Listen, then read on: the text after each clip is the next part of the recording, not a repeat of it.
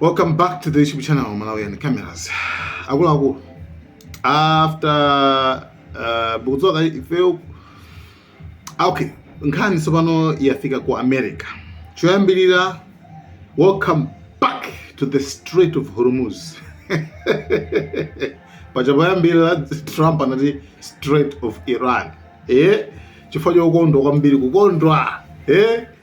Kukondwa kwambiri Strait of Iran. Basi amona ngati basi penepo Iran ndi kuti basi ndi kuti ikusafara ikuvutika basi ndi ndikhoza kupanga zimene ndingapangezo. Kuti ana amene wa akhaule. Koma kuyiwala kunzoti akuyiwala kunzoti yani sikuti kusewera nawo yayi. So this guy looks like kuti mina ake amavura mubongo kwambiri. So Iran ikumamu like mpangisa jeka. So dzulo wasangala kwambiri dzulo mutakona zima post pakana 7 post mpaka today is a great day just because kuti pamalopa tsegulidwa. Imagine. But today is a great day, blah blah makuti yes, a brilliant yeah for the whole world. Kusangala lelo all energy alibe. Trump lelo energy alibe. Trump lelo energy alibe. Yankho limene wayankha lero adamufunsa kuti akulu kodi Trump pa Strait of Hormuz lichoyambirira atsekapo inuyo mukuti bwanji a Trump zikuoneka zoti Iran yofuna tipange blackmail. You call that enforced regime change, but we're talking to them. They wanted to close up the strait again, as they've been doing for years, and they can't blackmail us.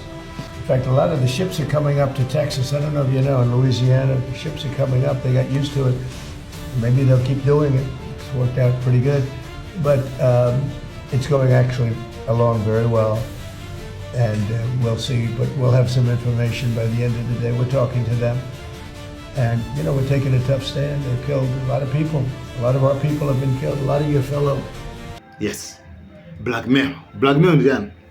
Blackmail kuti zenthauzire bwino kuti timvane pankana kuza ndi blackmail. Blackmail munthu kugwira chinthu chino chakeso ndikumakuuza kuti panga ina chake iweyo ukapanda kupanga ndi kuti chichi ndipanga. You understand?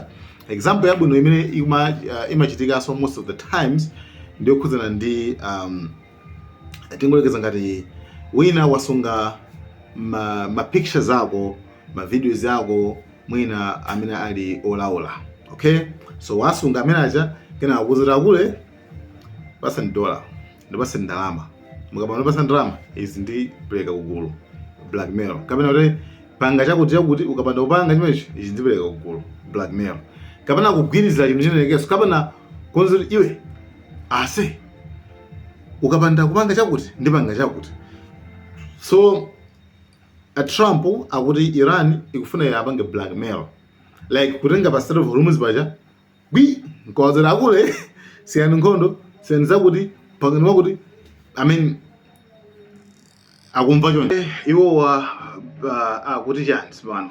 So munthu tingwerekeza kuti munthu ena ake akuza kuti ase ndasunga zinthu zako kapena ndagwira mwana wako kapena ndagwira apa iwe upangeza kuti ukapanda kupanga ndi kuti uona zimene ndingapange apa.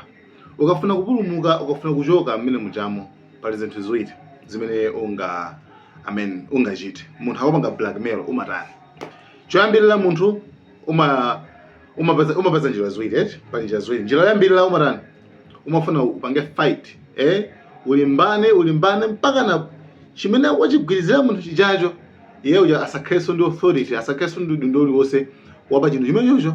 Tingolekeza ngati wina wakugwira ma videos yako ma pictures zako amene ali olaula ndoti wani kwenda kupanga njira kuti kumene ku polisi mwina amugwire amulande kapena kupita kwa mulanda phone kuntibula pati kapena muli monse mene ungapangire komano choyambirira kuchotsa chani kuchotsa chimene chimene ukugwiriziracho iye kuti pasakhaleso blackmail. That's the first thing, right? Okay. Second thing. Koma tingolekeza kuti okay, second thing chimene cha number 2 chimene munthu amapanga nchani. Cha number 2 pali njira ine imene anthu amati akule panga zimene ungapangezo. Panga nditumiza pa social media ngati sundipasa drama tumiza. Tumiza.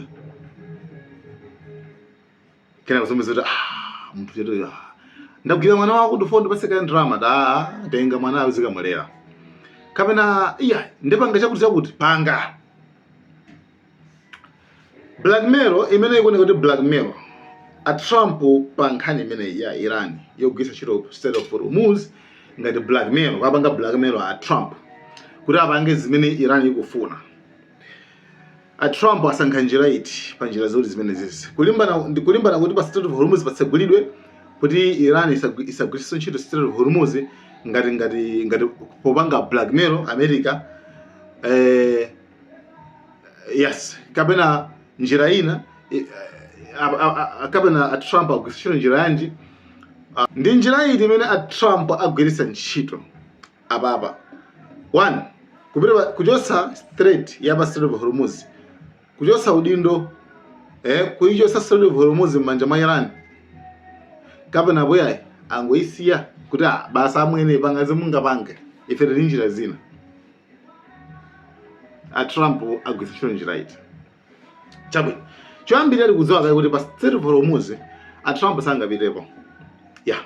Sangapite akudziwa zoti pamene pachapo sangakwanitsepo kupangapo zimene angapange. Okay, despite the navy is gone, the leadership is gone, they have no army. Akutero Trump koma mastima kora sashutidwa chabwino koma panthu pachapo akopa sokarani akopa poka kukadusa. So a Trump afuna abwese njira ina akuona kuti basi zisiyeni zimene zazo. Ifeyo tigwisa ntchito amene anthu pota kubwera kwayi kwathu pacha Trump amatisa apafuna kale pa Strait of Hormuz koma anthu akubwera kale kwathu akuti amazagula mafuta kwathu. So nzabwinobe anthu azoloweraso nzabwinonso zimene zokuti anthu basi mafuta azigula kwathu ku America uko basi akusiya. In fact, a lot of the ships are coming up to Texas. I don't know if you know, in Louisiana, the ships are coming up. They got used to it. Maybe they'll keep doing it. It's worked out pretty good. But it's going actually along very well. And we'll see. But we'll have some information by the end of the day. We're talking to them. And, we're taking a tough stand. They've killed a lot of people. Kanga uri pa Strait of Hormuz palibe chani palibe ntchito. Kanga pa Strait of Hormuz palibe ntchito. Koma no deep down the heart mkatikati mwa mtima Trump akudziwa kuti pa Strait of Hormuz pachapo pakumanga mukhinga. It's like amugwira chani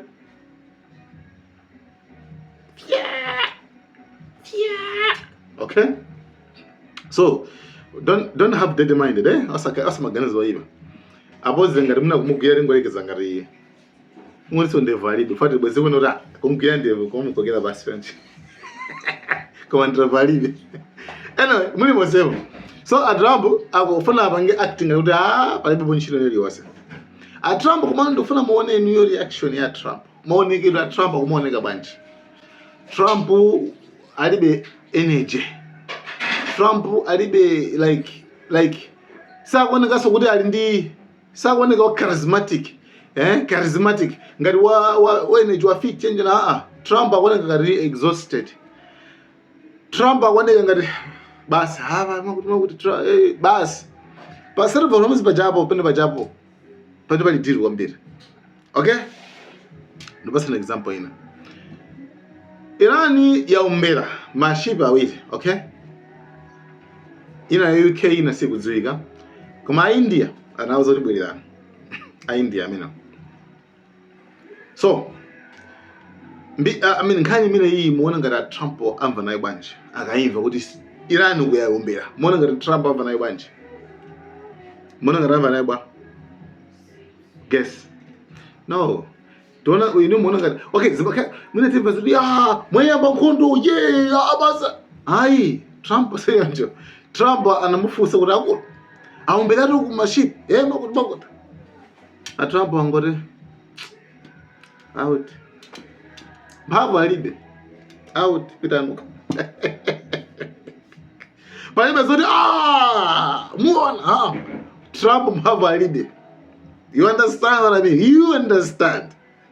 President, a question on Iran. Iranian gunboats fired upon 2 vessels today. President Macron even said that. Thank you very much, everybody. Thank you guys. ndizimene zikuchitika ali kusatiko Strait of Hormuz. So guys, thank you so much, and mufando pasani ma update amenewa Malawian Cameras.